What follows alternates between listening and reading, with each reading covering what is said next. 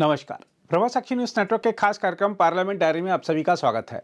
लोकसभा में आज एक देश एक चुनाव संबंधी विधेयक पेश किया गया और साथ ही सदन ने अनुपूरक मांगों के प्रथम बैच और उससे संबंधित विनियोग संख्या 3 विधेयक 2024 को ध्वनिमत से पारित कर दिया।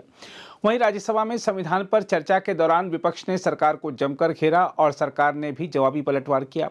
सबसे पहले लोकसभा की बात करें तो आपको बता दें कि सरकार ने देश में लोकसभा और विधानसभा चुनाव एक साथ कराने के प्रावधान वाले विधेयक को विपक्षी दलों के भारी विरोध के बीच निचले सदन में पेश किया और कहा कि इस पर व्यापक विचार विमर्श के लिए इसे संयुक्त संसदीय समिति के पास भेजा जाएगा। कानून मंत्री अर्जुन राम मेघवाल ने देश में लोकसभा और विधानसभा चुनाव एक साथ कराने के प्रावधान वाले संविधान 129वां संशोधन विधेयक 2024 और उससे जुड़े संघ राज्य क्षेत्र विधि संशोधन विधेयक 2024 को निचले सदन में पुनर्स्थापित करने के लिए रखा, जिसका विपक्षी दलों ने पुरजोर विरोध किया। सदन में मत विभाजन के बाद संविधान 129वां संशोधन विधेयक 2024 को पुनर्स्थापित कर दिया गया। विधेयक को पेश किए जाने के पक्ष में 269 वोट जबकि विरोध में 198 वोट पड़े। इसके बाद मेघवाल ने ध्वनि मत से मिली सदन की सहमति के बाद संघ राज्य क्षेत्र विधि संशोधन विधेयक 2024 को भी पेश किया। दोनों विधेयकों को पुनर्स्थापित किए जाने के बाद लोकसभा अध्यक्ष ओम बिरला ने दोपहर करीब 1:55 पर सदन की कार्यवाही दोपहर 3 बजे तक के लिए स्थगित कर दी।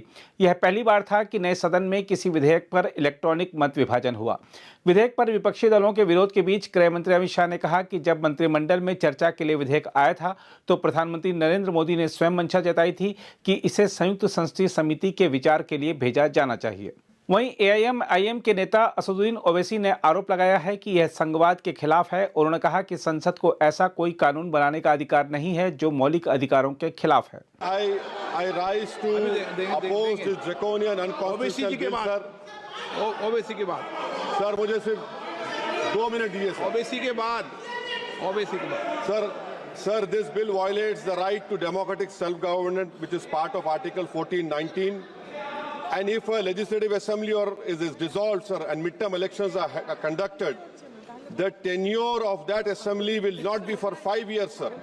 This in itself is a violation of parliamentary democracy, which envisages a tenured legislature. Sir, constitutional scheme makes it clear that once elections are conducted, the House should have a right to function for next 5 years. This is violation of basic structure. That such a provision is being done for administrative convenience, not for constitutional purpose. Sir, the principle of federalism means that states are not mere appendages of the center. States are not dependent on the union for their existence. This is the violation of federalism, sir. Sir, in conclusion, Parliament is not competent to make any law that violates fundamental rights or the basis of the Constitution, sir. This bill indirectly introduced a presidential style of democracy. This bill is based on maximizing political gain and convenience. This bill will finish off regional parties. This bill is only brought in to massage the ego of the supreme leader. Thank you, sir. Oppose this. वहीं राज्यसभा में विभिन्न राजनीतिक दलों के सदस्यों ने देश में हो रहे विकास के लाभ को समाज के कमजोर तबकों तक पहुंचाने को संविधान की भावना के अनुरूप करार देते हुए सुझाव दिया कि एससी, एसटी और ओबीसी वर्गों को आरक्षण का समुचित लाभ देते हुए उन्हें देश की मुख्यधारा में लाने का अवसर दिया जाना चाहिए। पूर्व प्रधानमंत्री और जनता दल सेक्युलर के नेता एसटी देवगौड़ा ने संसद से इस बात पर विचार करने को कहा कि आरक्षण जाति के आधार पर दिया जाना चाहिए या इसे बदलकर आर्थिक आधार पर कर देना चाहिए। वहीं सत्ता पक्ष ने राज्यसभा में दावा किया कि संविधान की भावना को आगे बढ़ाते हुए उसने लोकसभा और विधानसभाओं में सरकारें बनाई तथा देश को विकास के पथ पर अग्रसर किया और सत्यमेव जयते को चरितार्थ करते हुए जनता ने तीसरी बार उस पर भरोसा कर सत्ता सौंपी है। राज्यसभा में भारत के संविधान की 75 साल की गौरवशाली यात्रा विषय पर चर्चा में भाग लेते हुए पर्यावरण, वन और जलवायु परिवर्तन मंत्री भूपेंद्र यादव ने कहा कि संविधान बनाते समय कई चुनौतियां सामने थी और तब संविधान सभा के अध्यक्ष राजेंद्र प्रसाद ने उनका जिक्र भी किया था। अब आप ये देखिए कितनी कमिटेड जुडिशरी थी। Justice Beg chief justice of India retire होने के बाद नेशनल हेराल्ड के डायरेक्टर बने। नेशनल कॉन्फ्लिक्ट ऑफ इंटरेस्ट तो था, लेकिन सीजीआई रिटायर होने के बाद जो कांग्रेस का मुखपत्र है, अब जो फैमिली का मुखपत्र है, उसके डायरेक्टर बने। सबसे पहले तो नागरिक अधिकारों को छीना, नागरिक अधिकारों के लिए उनको सीजीआई हुए, रिटायर होते ही वो नेशनल हेराल्ड के डायरेक्टर बने। कोई भी बन सकता है, लेकिन लिंक तो था। फिर नेशनल ह्यूमन राइट कमीशन के चेयरमैन बने, फिर नेशनल माइनॉरिटी कमीशन के चेयरमैन बने, और बाद में राजीव शुक्ला जी उनको पद्म विभूषण दे दिया आपने। है? आपको एतराज है क्या उसमें? देखो प्लीज, मैं बताता हूं, ऐसा है राजीव जी, बात निकलेगी तो दूर तलक जाएगी। लोग बेवजह उदासी का सबब पूछेंगे, ये भी पूछेंगे तुम इतने परेशान क्यों हो, जगमगाते लम्हों से गुरेजा क्यों हो। ये 15 साल से देश आगे चल रहा है, आपको परेशानी क्या हो रही है? और मैं ये कहना चाहता हूं, ये जो पद्म विभूषण मिला माननीय उपसभापति महोदय, 2023 में मैं पद्म विभूषण अलंकरण समारोह में था। भारतीय जनता पार्टी भी ने भी पद्म विभूषण दिए। एक 83 ईयर के कर्नाटक के ये जो लोकल आर्टिजन होते हैं बीदरी वर्ग के, उनके रशीद कादरी को मिला। वो गरीब मुसलमान ये बोला, मैं तो यूपीए सरकार से 10 साल से मांग रहा था, मुझे पद्म विभूषण नहीं दिया, मुझे तो पद्म विभूषण मोदी जी की सरकार ने दिया, आपको उनको देना था जो आपके प्रति समर्पित थे। मोदी जी उनका सम्मान करते हैं जो देश के लिए समर्पित थे। एक जज हुए सुप्रीम कोर्ट में, जस्टिस बहरुल इस्लाम, उनके बायोडेटा में लिखा है, बहरुल इस्लाम was an Indian politician and judge of Supreme Court of India. He was elected to the Rajya Sabha, the upper house of the Parliament of India, as a member of Indian National Congress in 1972.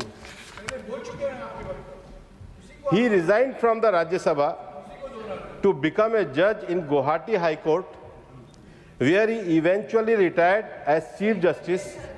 He was later recalled and appointed as the judge of the Supreme Court, where he delivered a judgment absolving the then Chief Minister of Bihar Jagannath Mishra in the Urban Cooperative Bank scandal.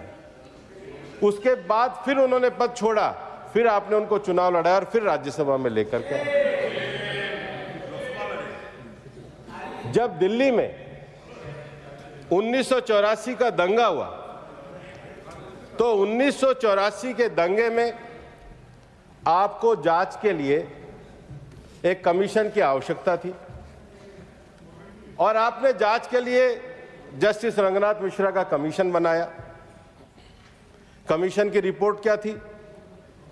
Commission की report यह थी, justice Mishra found 19 Congress worker guilty but gave the party a clean chit.